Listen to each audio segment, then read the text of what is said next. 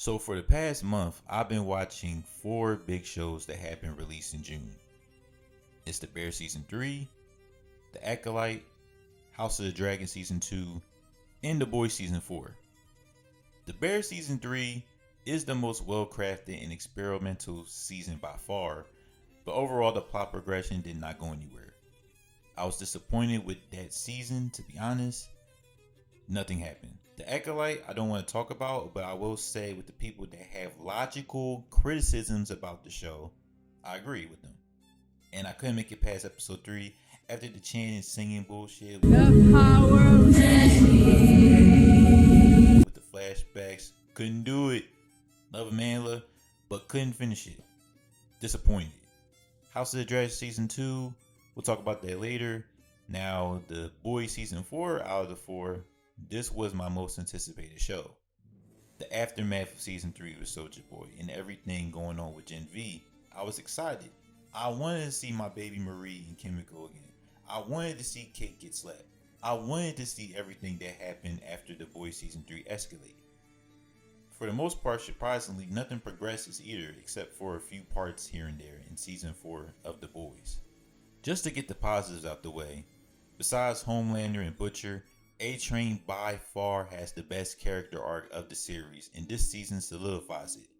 I remember the past few seasons hating this character, calling him Uncle Ruckus, Uncle Tom, Anthony Mackie, and all the above you can say about a self-hating black man.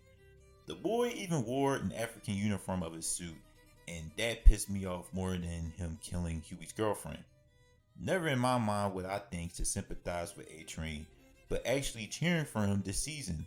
The writers was able to convince me A-Train is becoming the first real superhero in the show, and that to me is by far the best character progression I've seen this season.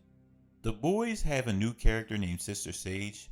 She's a soup, and her power is being the smartest person. I just have to say I love Sister Sage in this show, and she's so great. When you first meet Sage, she makes Homelander, who always wear his costume, put on civilian clothes to convince her to join the Seven. When the show has intelligent characters, usually writers be lazy and make them like tech nerdy people. Not with Sage. Sage is in every way the smartest person on the planet. Sage is strategic, understands the psychology of emotions, and always have different solutions if a plan turns out to fail. Sage is like the smartest character in anime like Lelouch from Code Geass, L from Death Note, and Senku from Dr. Stone all in one. Also, Sage is just helping Homelander not because she's a soup, not because the normal people did her dirty, but she's just doing it for the love of the game. It's badass, and really terrifying to know that's her motive. Now, there are a few more parts I do like about the show, like the character Firecracker, who's a soup also, that does right-wing rage bait stuff you see online.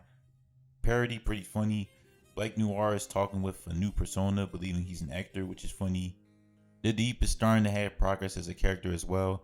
The last thing obviously is anything to do with Butcher and Homelander. Like, that's the heart of the whole show, which they've been able to make interesting.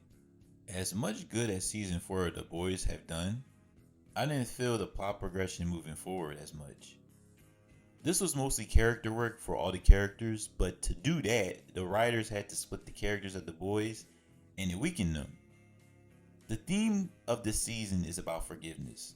So each of these characters, Huey, Starlight, Kimiko, Frenchie, and even them had to reflect on the mistakes they've made and to let somebody forgive them and to forgive themselves.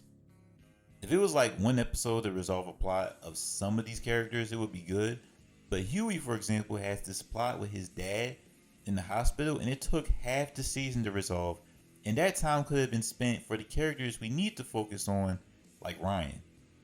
Frenchie's whole thing about his past was not needed. I thought we resolved his whole issue being a murder in season 3, but the worst thing about it was it didn't impact the main story at all. You could live without seeing Frenchie's plot about the past this season, and it would still have the same effect. Was needed with his family, but I thought the writers could have expanded upon it a little bit more for me to feel the impact. Starlight, it started off interesting with her plot, but then it just made me not like her character almost. what she went through was terrible, but then she took her feelings out on Huey, I feel. But knowing what Starlight went through, I'm not going to go too hard on her feelings.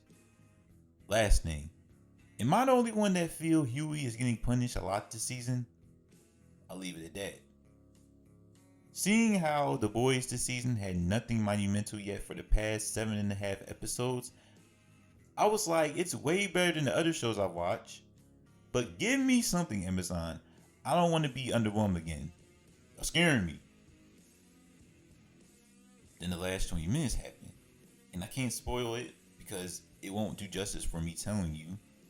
But all the character progression, plot progression, action, twists, and everything we needed to happen this season in 20 minutes. My mouth hit the floor with what I just saw. I'm not going to say it's the Red Wedding level, but it's close. As much as I criticize the season of The Boys, if the whole purpose of the season was to make season 2 of Gen V stronger and to give us a great series season finale of The Boys in 2 years, then this was worth it. The same issues I had with Frenchie's plot, I had with Kimiko's, but the last 20 minutes made it worth it in my opinion. The writers came back from a 3-1 lead in 20 minutes, y'all. That's how you finish the season. Overall, I still think this season 4 of The Boys was the weakest. It's still good. It's still a good season. And that last 20 minutes of television saved it for me being mediocre.